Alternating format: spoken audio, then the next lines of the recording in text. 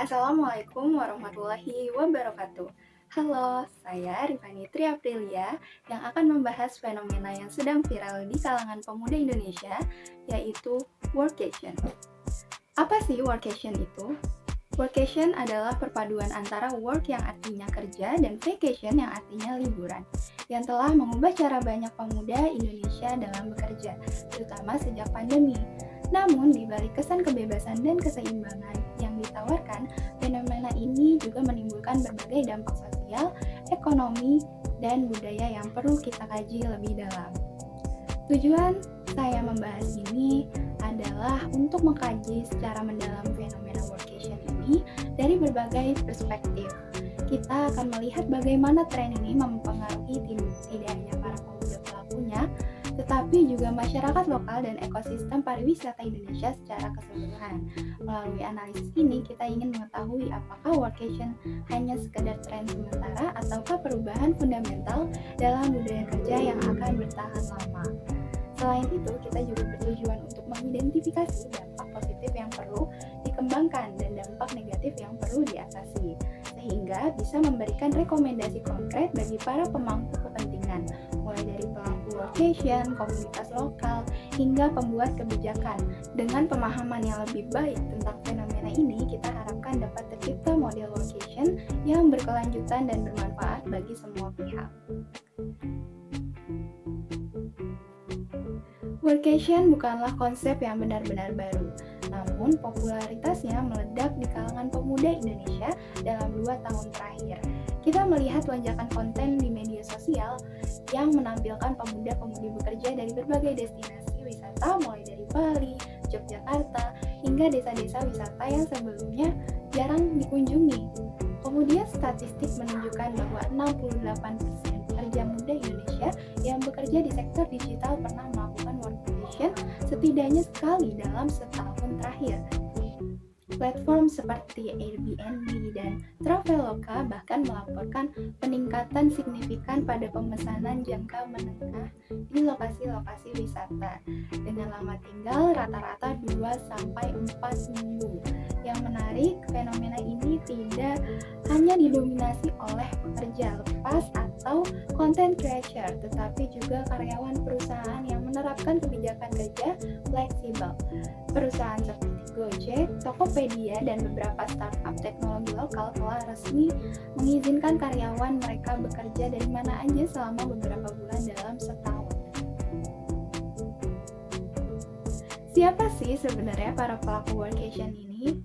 Nah, berdasarkan survei yang dilakukan oleh Asosiasi Digital Indonesia, mayoritas adalah pemuda berusia 22 sampai 35 tahun dengan pendidikan minimal S1 dan bekerja di industri teknologi, kreatif, atau konsultasi. Sekarang, mari kita ambil contoh kasus Dian, seorang UI or UX designer berusia 27 tahun yang viral di TikTok.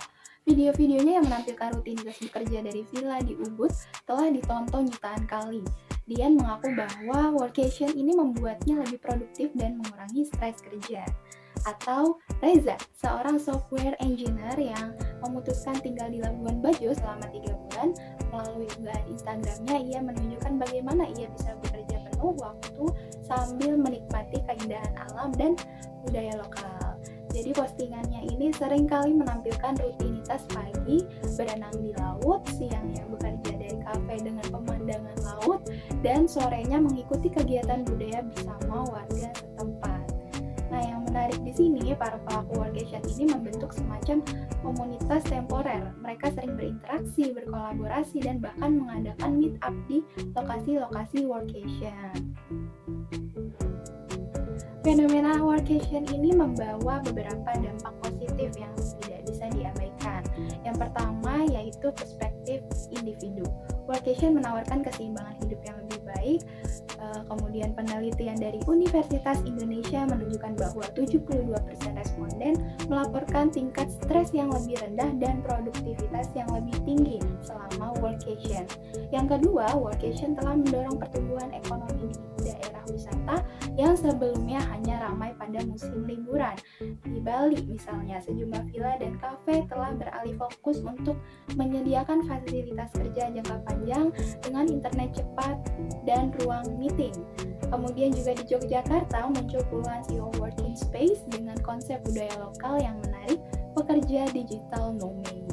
Kemudian juga ada desa penglipuran di Bali yang sebelumnya hanya menjadi destinasi wisata sehari, kini memiliki penginapan jangka panjang yang hampir selalu penuh oleh para pelaku workation. Jadi, pendapatan warga lokal juga meningkat nih karena adanya penyewaan kamar, penjualan makanan, dan layanan lainnya. Kemudian yang ketiga, workation telah mendorong pemerataan pembangunan infrastruktur digital. Jadi, daerah-daerah yang ingin menarik pelaku workation ini terpaksa memperbaiki koneksi internet dan fasilitas pendukung lainnya. Jadi, ini kan secara tidak langsung juga menguntungkan nih bagi masyarakat lokal.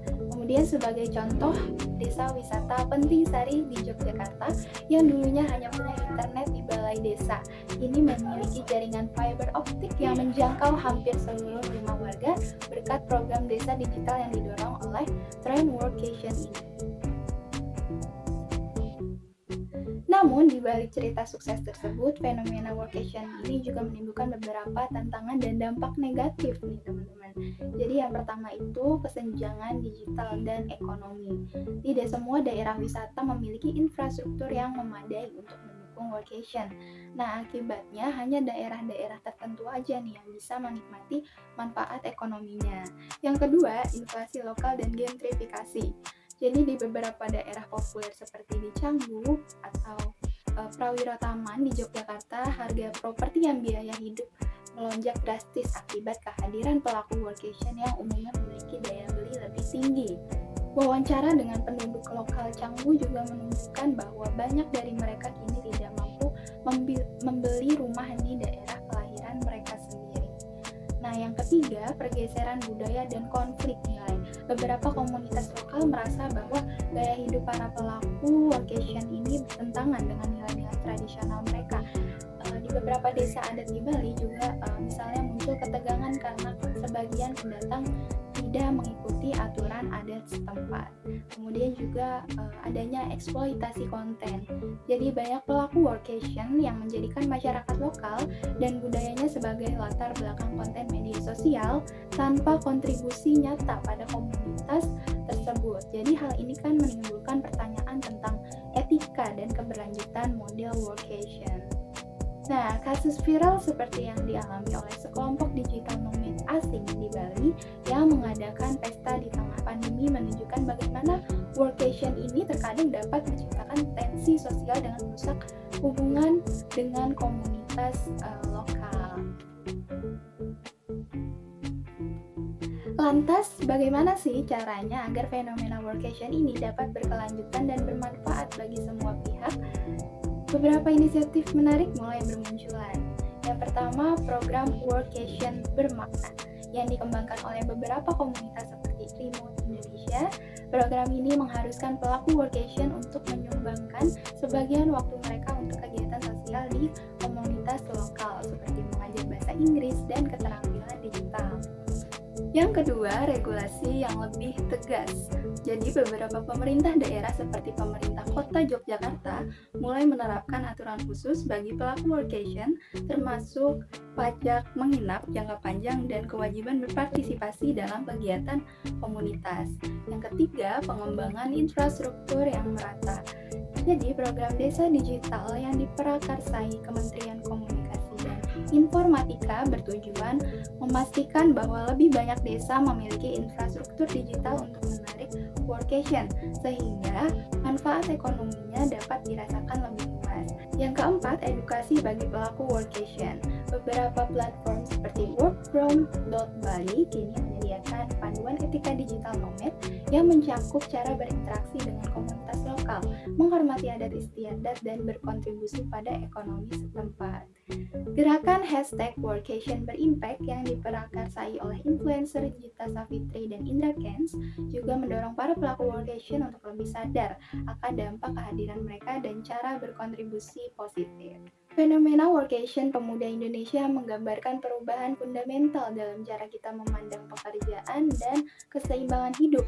Dalam banyak hal, ini adalah evolusi positif yang membuka peluang ekonomi baru dan mendorong pemerataan pembangunan.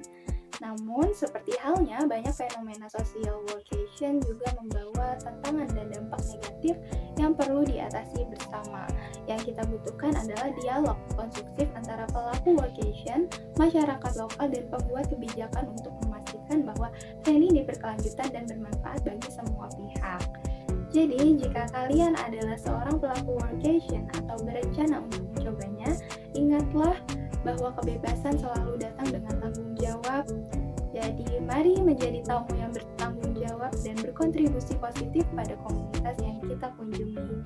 Jadi, bagaimana pendapat kalian tentang fenomena workation ini? Apakah mungkin kalian pernah melakukannya? Terima kasih ya telah menonton. Sampai jumpa.